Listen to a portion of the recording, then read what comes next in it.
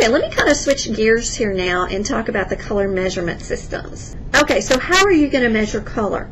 Well, there are several different available color measurement formulas. We're going to look at those. And again, why do you measure color? Well, it goes back to my scenario at the beginning of you have this guy come in and he wants you to match his company's signature shade of green, and you need to do that.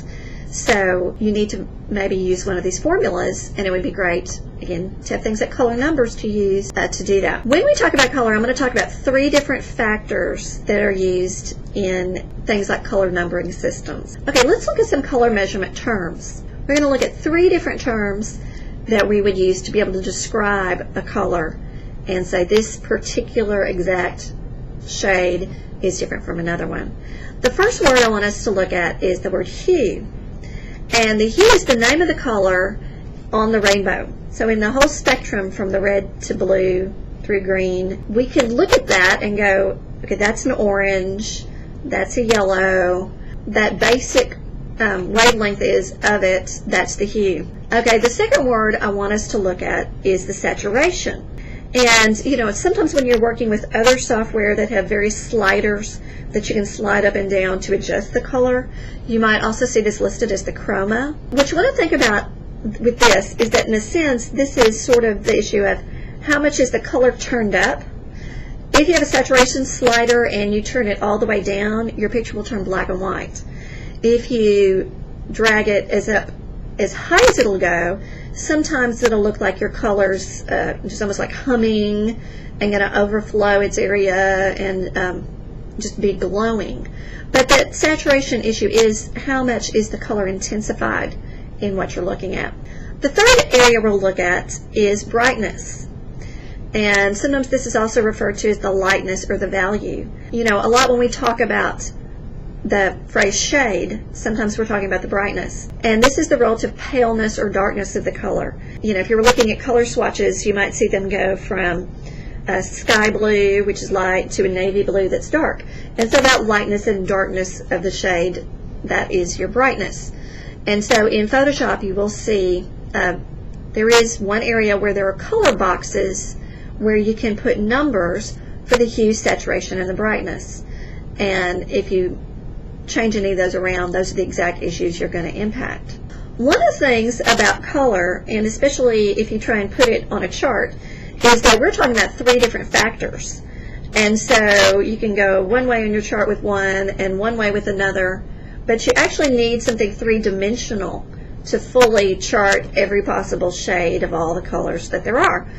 And so sometimes one of the factors is left off. It might be the brightness, it might be the saturation, but they may leave something off in order to get all the colors some system is trying to describe onto a 2-dimensional chart.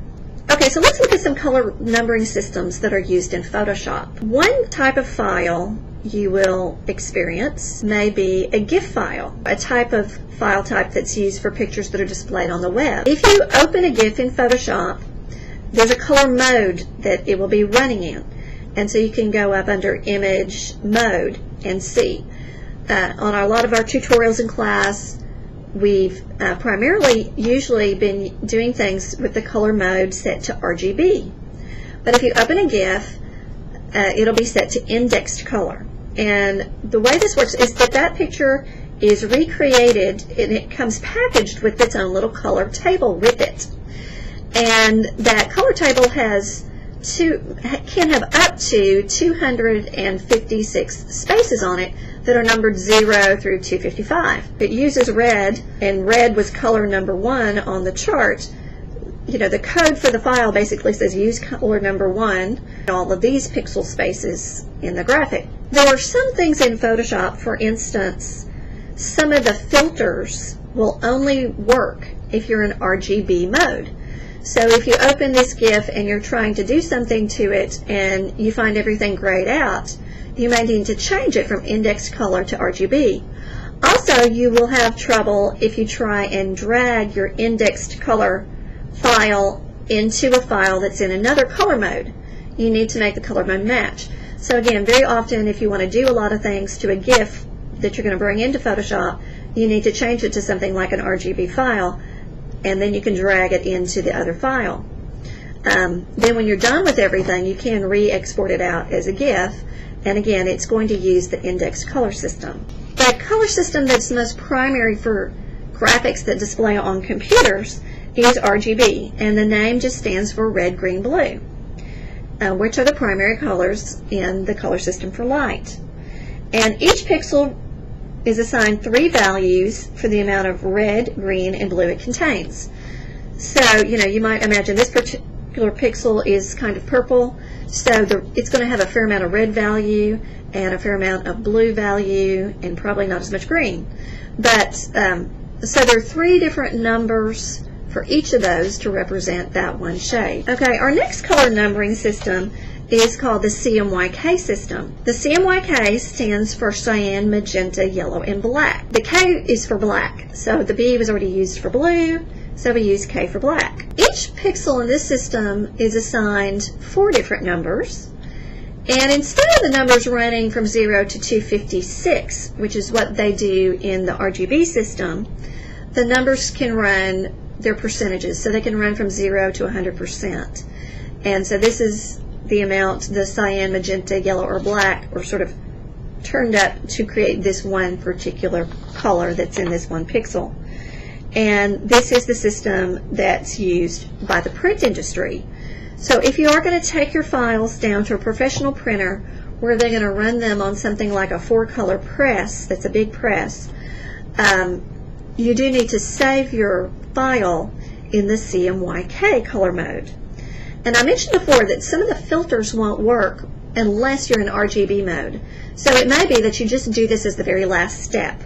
And so at the very last step, you just go up to image mode and make it CMYK and then save it to take down to your printer. Now, Photoshop actually has its own color system, and this is called the lab color system. And this is a color model that stores information on lightness, which is like our brightness, and 2 color axes from green to red and from blue to yellow. But you have different numbers for the L, the A, and the B. Again, so there are little color boxes that you could type certain numbers in to get a particular color you wanted.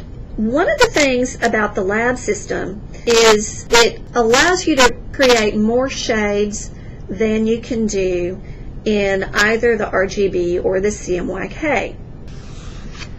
So if this were all the shades that I could represent using the color numbers in the RGB system, and this was all the shades that I could represent using the colors in the CMYK system, they overlap but not perfectly. Well, the lab system represents shades that encompass both those systems and more. And so what Photoshop does when you convert your file that you've been working on as an RGB to a CMYK is it actually in between turns it into a lab file and then turns it into a CMYK. And so it's able to convert. You will have some, you probably wouldn't notice it, really small, color differences that would happen when you change your file from RGB to CMYK. But you're also going to get differences in the way the picture looks on the screen, where it's created with all these light sources behind it versus when it becomes ink on paper. The color will render differently printed than on screen. And, there are a lot of issues with that. But I would definitely do things like print things out even on your office printer before I take them down to the professional printer. And there will be some differences there in the way that the ink turns out. But sometimes you will notice that things sort of all lit up on your monitor seem lighter, and then they appear darker when you print them out. And you can get some hint of that by printing it out in the office before you take it down to the printer, and then that may warn you to adjust something in your picture and lighten up an area. And it may look better that way when printed. Now there's still yet another color numbering system that's used on the web. If you write code to create web pages, you can say font color equal, and the web code knows some names, like you can say font color equal red. But other than that, you can also put in a 6-digit numbering system. This is called the hexadecimal system. And what it is you say color equal and then the number sign, and then you have 6 numbers. Now, the first 2 numbers represent the amount of the red. The second 2 numbers represent the amount of the green. And the third 2 numbers represent the amount of blue that are in the shade that you want it to render. So it's basically, again, RGB, which I mentioned everything for computers is based on the RGB system, which is the color wheel for light. In each of those spaces, the numbers don't just go from 0 to 9. They can go to 0 to 9 and then A, B, C, D, E, F. So in each space, instead of there being 10 possible digits, there are 16. So it allows the number of colors to be greater that can be represented. If we remember before that when you get in Photoshop and you open that little color picker by clicking on the foreground color chip, you'll see that there are boxes for all of these systems I've just mentioned in there. They're placed to type in the 3 numbers for hue, saturation, and brightness. There are places, and so you only need to fill in one of these sets if you want to change the color that's in your color chip. But there are RGB, and there's CMYK, and there's also hexadecimal numbers, and there's also the lab system. Now, these aren't the only color numbering systems used by printers. In fact, one of the largest systems used in the country would be the Pantone system. Now, the Pantone system is used where the kind of press that's run is not the 4-color press. A big 4-color press uses 4 plates that are cyan, magenta, yellow, and black. With a Pantone system, they press a cartridge in there usually that's black, and in some of the Pantone presses, they can just do one other color. You've probably seen things printed that are kind of black and white, but they have a little blue stripe across the top and bottom, or something like that. And that's called using spot color. So that can be run on a Pantone press. And with the Pantone system, they just preload that other cartridge in that second color. They also make presses that will take cartridges of up to 4 different colors. But again, they're sort of pre-mixed inks already. Some other systems that are used in foreign countries are the Toyo system and the DIC system. And so if your company did a large enough print job that they would actually have it printed overseas, you would need to put it into one of these systems. Now, in Photoshop, you are able to open things in the color picker and have it convert and show you the numbers in these other systems. Okay, so to do that, you would open your color picker. And again, if you wanted to see, you had your headline in a particular red and you wanted to see what Pantone color that would be, you can just click on that red with your eyedropper and it should put the color into the foreground color chip. Then you can open that up and you can click a button that says Color Libraries. And then it should highlight for you the closest thing it is in a Pantone color. And up at the top, it also lets you choose to see it in some other color system. So if you wanted to see it in the DIC system, it would show you that. And so it would show you the nearest color number. And so if you needed to put that in a memo to send with your overseas print job, you could do that. Okay, so let's go back to our scenario of the fellow who comes into your print shop and he wants you to match the signature color on his company's brochure. Let's say it's green. And the great thing would be if he could come in and tell you it's a particular Pantone number, or he could give you the RGB numbers or so forth for it. If not, something you could use that would be better than using your naked eye would be a piece of equipment they sell, and a lot of the printers carry them. It's called a spectrophotometer, and it actually measures the wavelength of the frequency of light. And it's about the size of a mouse, but it has a beam of light that comes out of it, and it comes with its own software, and you could actually sort of wave that over his brochure, and it would record a color number that's actually in the Adobe Lab colors usually. And like I say, that's real easy if you wanted to use a Pantone number to, you could type that number into the color picker of Photoshop and then click the color libraries and see what Pantone number that references. They also, when they sell you the spectrophotometer, will sell you books that cross-reference the numbers in different systems. And so you could use that kind of thing. Why is it good not to trust your eyes? Well, for one thing, things like the types of lights you have in the room can affect your judgment. Sometimes if you think you've got a color perfectly matched, and so you print it out, and then you have the seller's brochure, you can be under the lights in the office and go, it's perfect.